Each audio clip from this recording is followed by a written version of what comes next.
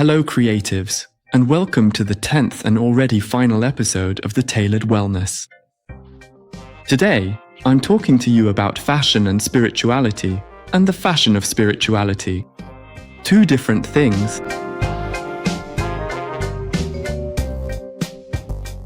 Why spirituality? As I've mentioned before on this podcast, it's something that saved me.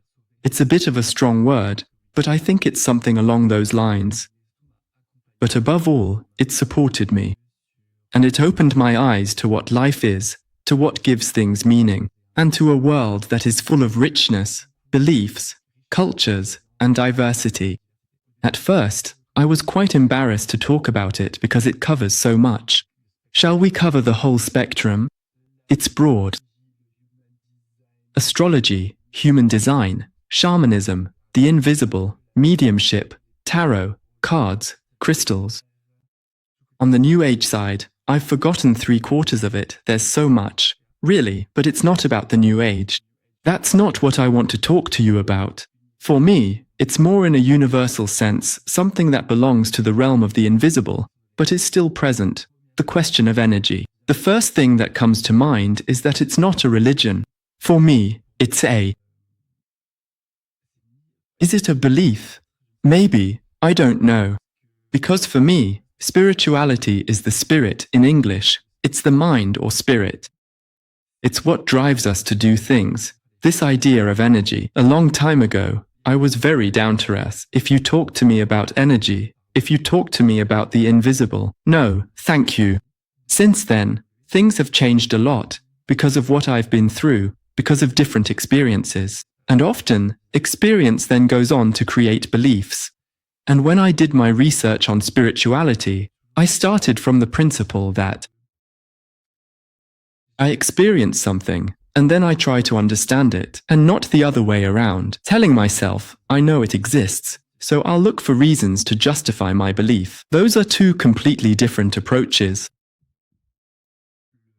In my work today, there's something a bit ethereal, as they say in English, a bit cosmic, something sacred, but in a very gentle way, not necessarily something I fully embrace. And for me, it was a way of talking about it. Today, it was really about saying, well, yes, I am a Reiki master. Reiki, as I explained a bit in another episode, is a Japanese healing technique using the laying on of hands, which for me is a tool for... How can I put it? It's about working on subtle bodies, invisible bodies, on emotions, on feelings, which simply helps you move forward, helps you get things moving, helps you feel good, feel aligned. And I think that's what really heats up. Because when I do Reiki, my hands get warm.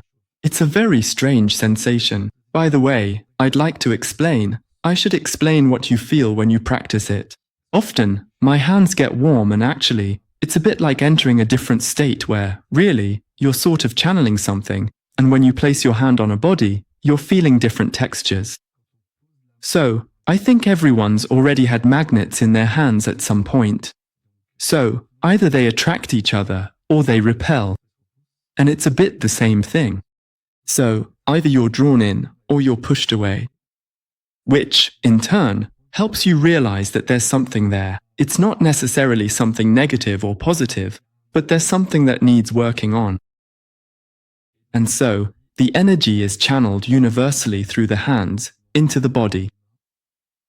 I admit, it does sound very strange, but I really encourage you to look into it and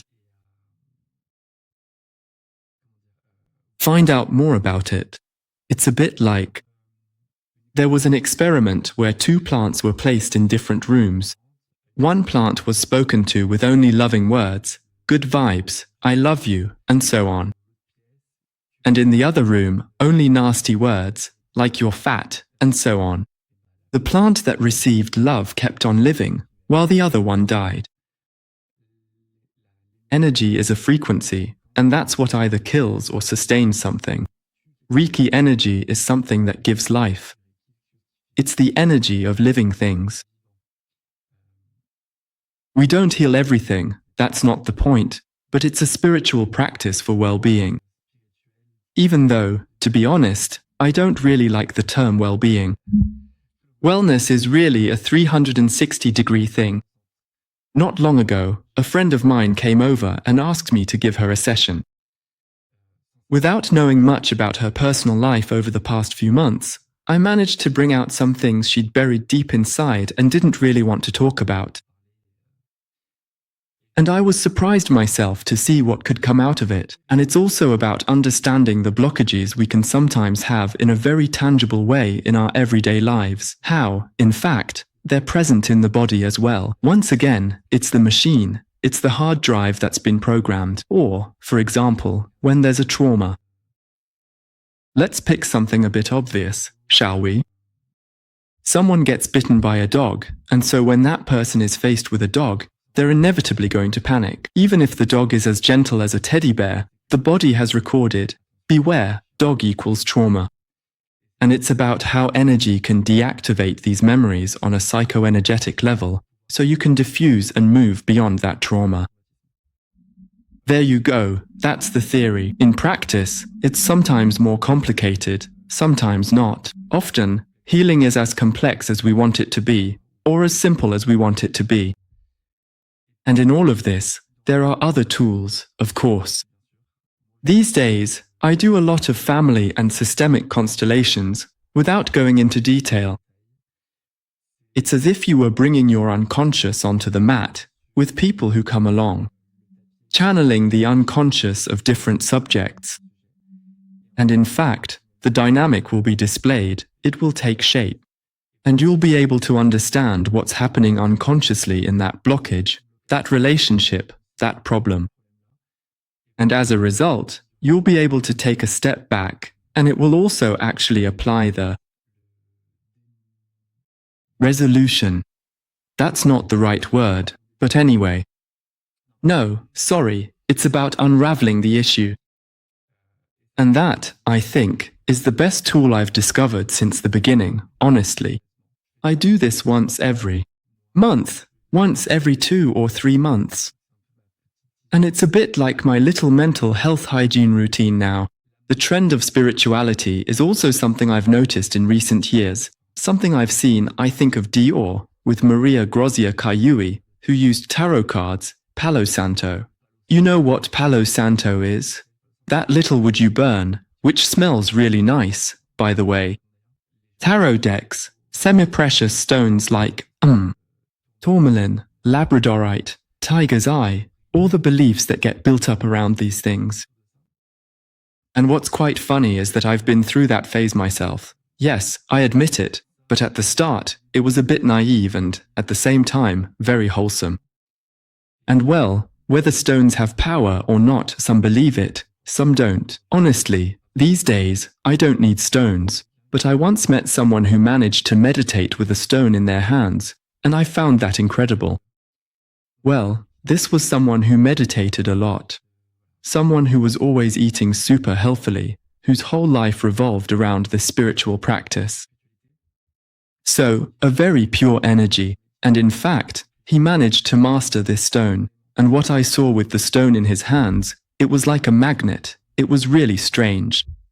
And when you're faced with that, you can only say, well, I didn't believe in it, but obviously it does make me question my beliefs and it changes what I thought. So yes, there are trends like that, a bit of spirituality. Oh no, but I'm too aligned, I'm not aligned, which honestly gets exhausting quite quickly. It's everywhere on Instagram. It kind of distorts the image of everything. That too. I've met shamans, I've met healers, I've met people from all sorts of practices. But what's quite funny is that no matter where they come from, they all have the same theory, deep down. In the end, I'll just take a quick break up here. The bottom line is that, actually, what's underneath all that is the same thing. Whether you're talking about shamanism in South America or shamanism in Mongolia, they don't have the same tools or names, but they're describing the same thing. And that's what fascinated me at the time. Why do I also, in my turn, want to fall into the trend without necessarily creating Blazer 3.0 infused with positive energy. We're not into that sort of thing. It's more about wanting to create a space where you can come to recharge, to recenter yourself. The clothing is there to embody this philosophy, this lifestyle, and to support it. When I wear Posoro style, it's as someone who thinks about spirituality, who thinks about serenity, but above all, someone who thinks about alignment. In fact, with what it is, I want to create this space for creative healing encounters. Let's just say it's a work in progress, with ideas taking shape, and what I want to offer after this podcast, and then after that as well. What will become of this podcast in the coming times? I'll come back to that at the end, not much later. But there you go. I want to create this space where I've learned a lot about so many things. I have lots of friends with ideas around me, people who have had blockages in their lives, and I want to be able to offer this space. Because I also feel that, deep down, my whole life path has led me to this, where I've had to learn to face challenges, certain challenges. I've learned to listen to others. I've learned to. So, that's my brain, which has a rather incredible ability to gather all the crumbs, the puzzle pieces, and put the puzzle together.